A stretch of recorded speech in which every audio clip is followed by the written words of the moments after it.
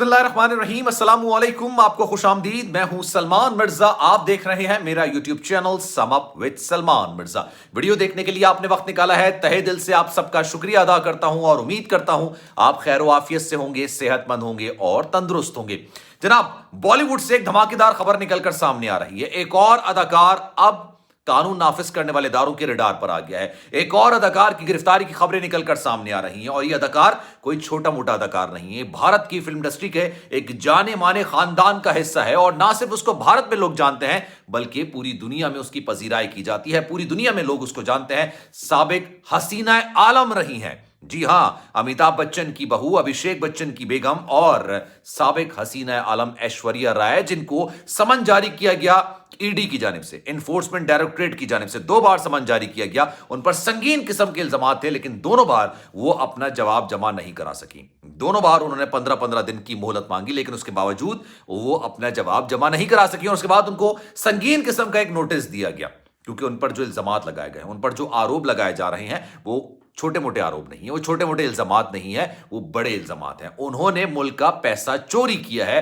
और उन्होंने टैक्स नहीं दिया है और वो तमाम पैसा उन्होंने बैरून मुल्क छुपा है, जिसके शवाहिद मिल चुके हैं और ऐसा पहली बार नहीं हुआ है। मैं आपको बताऊं, अभी इसकी पूरी डिटेल्स मैं आपको बताऊंगा, लेकिन ऐसा पहली बार नहीं हुआ है कि ईडी ने किसी बॉलीवुड के बड़े स्टार को बुलाया। शायद ऐसा लग रहा है कि जो बॉलीवुड में चमकती दमकती दुनिया नजर आती है ना, उसके पीछे जो किरदार हैं अब उनको आस्ते आस्ते सामने लाया जा रहा है, या फिर मोदी सरकार बॉलीवुड इंडस्ट्री को सुकेड़ने के चक्कर में है, उसको खत्म करने के चक्कर में है और अदाकारों को परेशान करने के चक्कर में। मामला है क्या, इस पर आज बात करेंगे, लेकिन आगे बढ़ने से पहले आपसे गुजारिश है, अगर आपने मेरा चैनल सब्सक्राइब नहीं किया, सलमान मिर्जा ऑफिशियल, मेरे यूट्यूब चैनल को सब्सक्राइब जरूर कीजिए, बेल आइकन जरूर दबाइए। जनाब, ऐश्वर्या राय को कौन नहीं जानता। हसीना आलम रही हैं, शानदार अदाकारी करती थी, अब तो बॉलीवुड का इतना हिस्सा नहीं रही हैं, लेकिन बॉलीवुड में बेतहाशा हिट फिल्में उन्होंने दी हैं। लेकिन जनाब, अमिताभ बच्चन की बहू वो बनी, अभिषेक बच्चन की बेगम वो बनी और उसके बाद उन्होंने शायद किनारा कशी इख्तियार कर ली थी बॉलीवुड से। अब आस्ते आस्ते कोशिश कर रहे हैं कि वापस आ जाए, लेकिन बॉलीवुड में वापसी होती है या नहीं होती है तो खैर बात की बात है। लेकिन ईडी जो कि एक इदारा है, एनफोर्समेंट डायरेक्टरेट, जैसे सीबीआई होता है, जैसे एसआईटी है, जैसे एनसीबी है उनका, इसी तरह का ये एक इदारा है और ये पहली बार नहीं हुआ है कि उसने एक बड़ी अदाकारा को बुलाया। इससे पहले जैकलीन फर्नांडिस को उन्होंने बुलाया, नूरा फतेही को उन्होंने बुलाया, बल्कि जैकलीन फर्नांडिस की तो गिरफ्तारी की खबरें सामने आने लग गई थी, उनको बैरून मुल्क जाने से रोक दिया था। एक बड़ा एक कहते हैं ना ऑपरेशन उन्होंने किया था। अब जनाब, ऐश्वर्या राय ने ऐसा क्या कर दिया कि उनको बुलाया गया। ऐश्वर्या राय पर असल में बेसिकली इल्जाम यह है कि उन्होंने भारत का पैसा चोरी किया है। वो किस सेंस में चोरी किया है कि अगर आप टैक्स नहीं देते हैं, आप जो कमाते हैं उस पर अगर आप टैक्स नहीं देंगे तो इस सेंस में ये काउंट होता है कि आपने भारत के अवाम का पैसा चोरी किया है और वो पैसा आपने बैरून मुल्क छुपाया हुआ है, बैरून मुल्क रखा हुआ है। इसको आप इस तनाजुर में भी देख सकते हैं कि आपकी जो जायदादें होती हैं वो आपकी इनकम से मुताबिकत नहीं रखती। जितना आप कमाते हैं उतनी आपकी जायदादें, उनका रहन सहन, उनकी चीजें उस हिसाब से नहीं होती, बल्कि ज्यादा होती हैं। तो फिर इदारे हरकत में आते हैं और फिर वो उस बंदे को बुलाते हैं और कहते हैं कि भाई आपकी इनकम इतनी है, एक्सपेंस इतना है, तो ये जायदादें आपने कैसे बना ली। मामला कुछ इससे ज्यादा मुख्तलिफ है नहीं। असल में पानामा पेपर्स में ऐश्वर्या राय बच्चन का नाम सामने आया, अमिताभ बच्चन का नाम सामने आया, अजय देवगन का नाम सामने आया। तो जिस तरह से पाकिस्तान में खलबली मची थी, नवाज शरीफ वाले मामलात हुए थे, उस तरह से भारत में भी खलबली मची थी। पानामा पेपर्स में नाम आना कोई फखरिया बात नहीं है, क्योंकि वो ये जो आइलैंड्स होते हैं यहां पर पैसा छुपाया जाता है और इसलिए छुपाया जाता है, ऑफशोर कंपनियां बनाई जाती हैं, वो इस वजह से बनाई जाती हैं ताकि आप टैक्स को छुपा सके, टैक्स को बचा सके, टैक्स ना दें, और ये इदारे कबूल नहीं करते हैं। अब जनाब, हुआ ये कि 9 नवंबर 2021, गालिबन तकरीबन 1.5 महीने पहले, ऐश्वर्या राय बच्चन को समन जारी किया गया और समन उनको कहा गया कि आप आइए और आगे इन सवालात के जवाब दीजिए। अब जो सवालात पूछे जाने थे या जो पूछने थे, उनका ऐश्वर्या राय के पास फिलहाल कोई जवाब नहीं था। उन्होंने दरख्वास्त की, उन्होंने रिक्वेस्ट भेजी कि जनाब मुझे 15 दिन का टाइम दिया जाए और 15 दिन में मैं अपना जवाब जमा करा सकती हूं। 15 दिन गुजर गए, उसके बाद फिर नोटिस जारी किया गया ईडी की जानिब से। तब भी जब नोटिस जारी किया गया, फिर ऐश्वर्या राय बच्चन ने कहा कि नहीं, मुझे 15 दिन की मोहलत दी जाए, मैं अभी इसका जवाब तैयार कर रही हूं, क्योंकि ये जवाब ऐसा होता है कि यह आपके अगेंस्ट भी इस्तेमाल किया जा सकता है। अब जनाब, यह मामला हुआ कि मजीद 15 दिन की मोहलत मिल गई। जब तीसरी बार समन जारी होता है और फिर तीसरी बार ऐश्वर्या राय बच्चन वही टैक्टिक्स अपनाए करने की कोशिश करती हैं तो ईडी कहती कि नहीं जनाब, अब आपकी गिरफ्तारी हो जाएगी, अब आपके वारंट निकल आएंगे, तो आप यहां पर आइए और आकर अपने सवाल, जो भी सवालात हैं उनके तसल्ली बख्श जवाब दीजिए।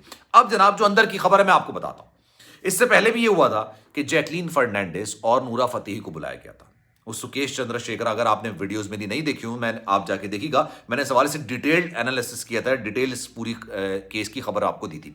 उसमें मैंने आपको बताया था कि जैकलीन फर्नांडिस और नूरा फतेही ने करोड़ों रुपए के इनामात, तोहफे या आप जो भी कह लें, मोहब्बत में, प्यार में, वो सारी चीजें, गिफ्ट्स आपने लिए थे। मतलब नूरा फतेही और जैकलीन फर्नांडिस ने। जैकलीन फर्नांडिस दी बैंक टूर के साथ जाना चाहती थी सलमान खान के साथ। जब वो जा रही थी उस वक्त एक लुकआउट नोटिस ईडी की जानिब से जारी किया गया था। ये जो इदारा है ये बिल्कुल एनसीबी की तरह काम करता है। एनसीबी बहुत ज्यादा सख्त इदारा है, एसआईटी भी बहुत ज्यादा सख्त इदारा है, और हमने देखा है कि पिछले 3 महीने से ये तमाम इदारे बॉलीवुड एक्टर्स के खिलाफ काफी ज्यादा मुतहरिक हो गए हैं, काफी ज्यादा खुलकर सामने आ गए। तो जनाब ऐसा ही हुआ। अब ऐश्वर्या राय बच्चन ईडी के ऑफिस पहुंची हैं और वहां पर उनसे तवील तफ्तीश की जा रही है, और अगर वो तफ्तीश में ताउन नहीं करती हैं या तसल्लीबख्श जवाब नहीं देती हैं तो अब यकीन जानिए इनकी भी गिरफ्तारी के इम्कानात इस वक्त जाहिर किए जा रहे हैं। ये एक बड़ी खबर है, बॉलीवुड इंडस्ट्री की एक बड़ी खबर है, क्योंकि ऐश्वर्या का अपना तो एक नाम है ही, ऐसा नहीं है कि उनका अपना नाम नहीं है। साबिक हसीना आलम रही हैं, मिस वर्ल्ड रही हैं, साथ साथ बॉलीवुड में उन्होंने बहुत ज्यादा हिट फिल्में की हैं, बड़े बड़े अदाकारों के साथ काम किया है। ये तमाम पहचान उनकी अपनी जगह पे, लेकिन जब उनका नाम बच्चन फैमिली के नाम के साथ जुड़ा तब उनकी वैल्यू और ज्यादा बढ़ गई। अमिताभ बच्चन की बहू कहलाना और अभिषेक बच्चन की बीवी कहलाना, यह उनकी शख्सियत को मजीद उभागर करता है। इसी वजह से यह खबर इतनी ज्यादा इंपॉर्टेंट निकलकर सामने आ रही है और धमाकेदार खबर बन रही है। अब जनाब उनसे मुख्तलिफ किस्म के सवाल किए जा रहे हैं। इस सारे मामले में अभिषेक बच्चन और अमिताभ बच्चन ने अपने आप को बिल्कुल अलग थलग रखा हुआ है, क्योंकि जो ये सारी कमाई का पैसा है, ये जो सारी चीजें हैं, ये जो बैरून मुल्क जायदाद की निकलकर सामने आई है या पानामा पेपर्स में जो नाम सामने आया है, इसमें कहीं भी अभिषेक बच्चन के हवाले से बात नहीं की गई है। अमिताभ बच्चन का तो नाम है ही, लेकिन ऐश्वर्या राय का बजाते खुद नाम है।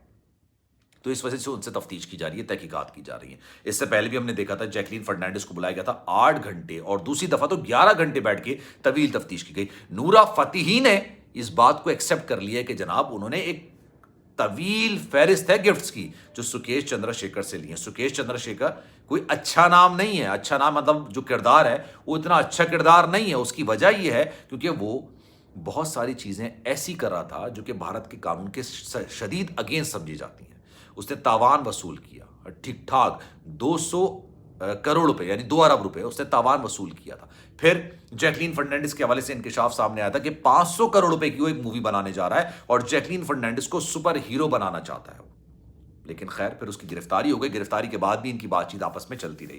तो जनाब ये एक बड़ी खबर थी, निकलकर सामने आई। इस खबर पर आपकी क्या राय है? कमेंट सेक्शन में अपनी राय का इजहार जरूर कीजिएगा। सलमान मिर्जा को दीजिए इजाजत। जाने से पहले आपसे गुजारिश है, अगर आपने मेरा चैनल सब्सक्राइब नहीं किया, सलमान मिर्जा ऑफिशियल मेरे यूट्यूब चैनल को सब्सक्राइब जरूर कीजिए, बेल आइकन जरूर दबाइए। ख्याल रखिएगा अपना। इंशाअल्लाह अगली वीडियो में आपसे फिर मुलाकात होगी। अल्लाह हाफिज।